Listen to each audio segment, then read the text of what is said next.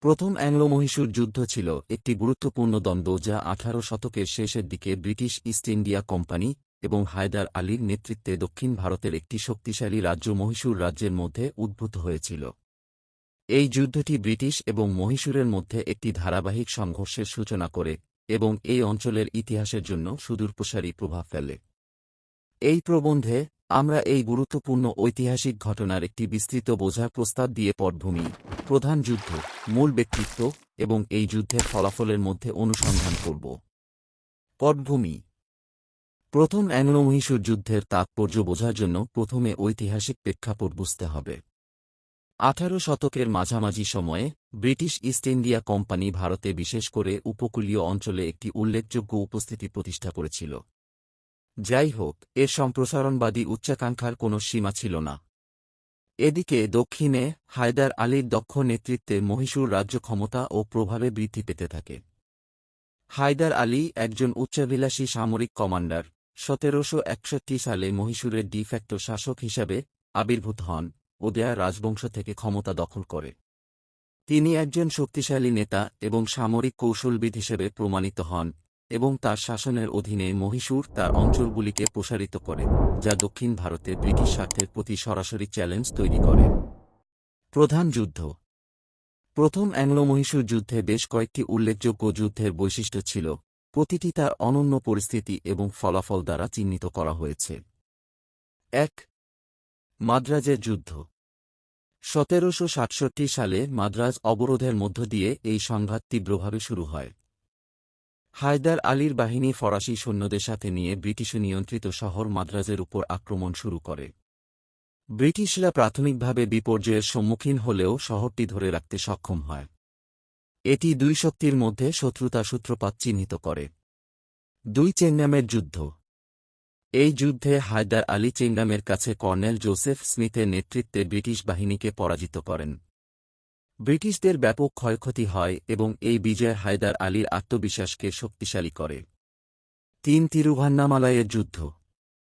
তিরুভান্নামালাইতে আরেকটি উল্লেখযোগ্য যুদ্ধ সংঘটিত হয়েছিল, যেখানে স্যার আইরে কুটের অধীনে ব্রিটিশ বাহিনী হায়দার আলীর সৈন্যদের বিরুদ্ধে মুখোমুখি হয়েছিল।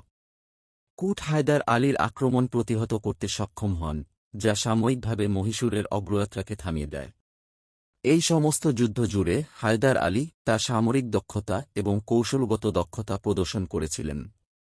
অন্যদিকে ব্রিটিশরা প্রাথমিকভাবে রক্ষণাত্মক অবস্থানে ছিল, কিন্তু তারা পুনরায় সংগঠিত হয়ে আরও মাইসোরীয় অগ্রগতি প্রতিরোধ করতে সক্ষম হয়েছিল। সঠিক আকৃতি। প্রথম অ্যাংলো-মহীশূর যুদ্ধে বেশ কিছু গুরুত্বপূর্ণ ব্যক্তিত্ব গুরুত্বপূর্ণ ভূমিকা পালন করেছিলেন।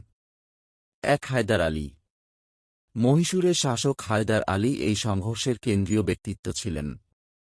তিনি ছিলেন একজন সামরিক প্রতিভা এবং একজন বিচক্ষণ রাষ্ট্রনায়ক যিনি দক্ষিণ ভারতে তার রাজ্যের প্রভাব বিস্তারের লক্ষ্য রেখেছিলেন। 2. আইর কুট। যুদ্ধের সময় প্রধান ব্রিটিশ কমান্ডারদের একজন হিসাবে স্যার আইরে কুটকে দক্ষিণ ভারতে ব্রিটিশ স্বার্থ রক্ষার দায়িত্ব দেওয়া হয়েছিল। পরবর্তী অ্যাংলো-মহীশূর দ্বন্দ্বেও তিনি একজন উল্লেখযোগ্য খেলোয়াড় হয়ে উঠবেন। 3. Colonel Joseph Smith. স্মিথ যুদ্ধের প্রাথমিক পর্যায়ে ব্রিটিশ বাহিনীর নেতৃত্ব দেন এবং চেংনামের যুদ্ধে পরাজয়ের সম্মুখীন হন। প্রথম অ্যাংলো-মহীশূর যুদ্ধে তার অভিজ্ঞতা ভবিষ্যতের সংঘাতে ব্রিটিশ কৌশলগুলিকে রূপ দেয়। ফলাফল। প্রথম ইন্দো-মহীশূর যুদ্ধ 1767 সালে মাদ্রাজ চুক্তি স্বাক্ষরের মাধ্যমে সমাপ্ত হয়। এই চুক্তির বেশ কিছু উল্লেখযোগ্য বিধান ছিল। 1. অঞ্চলগুলির প্রত্যাবর্তন।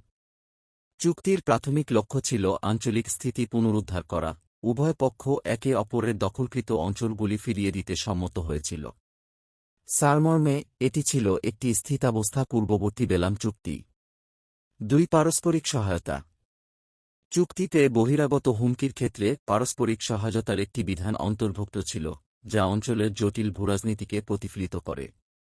মাদ্রাজ চুক্তি ব্রিটিশ ইস্ট ইন্ডিয়া কোম্পানি এবং মহীশূরের মধ্যে অন্তর্নিহিত উত্তেজনার সমাধান করেনি। এটা শুধুমাত্র শত্রুতা একটি অস্থায়ী সমাপ্তি হিসাবে পরিবেশিত। গুরুত্বপূর্ণভাবে হায়দার আলী তার ক্ষমতা এবং প্রতিপত্তি অক্ষুণ্ণ রেখে যুদ্ধ থেকে আবির্ভূত হন এবং মহীশূর দক্ষিণ ভারতে একটি শক্তিশালী ভিত্তি ছিল। প্রভাব এবং তাৎপর্য। প্রথম অ্যাংলো-মহীশূর যুদ্ধ ছিল ভারতের ব্রিটিশ সম্প্রসারণের ইতিহাসে এবং একটি আঞ্চলিক শক্তি হিসেবে মহীশূরের উত্থানের একটি উপসংহার।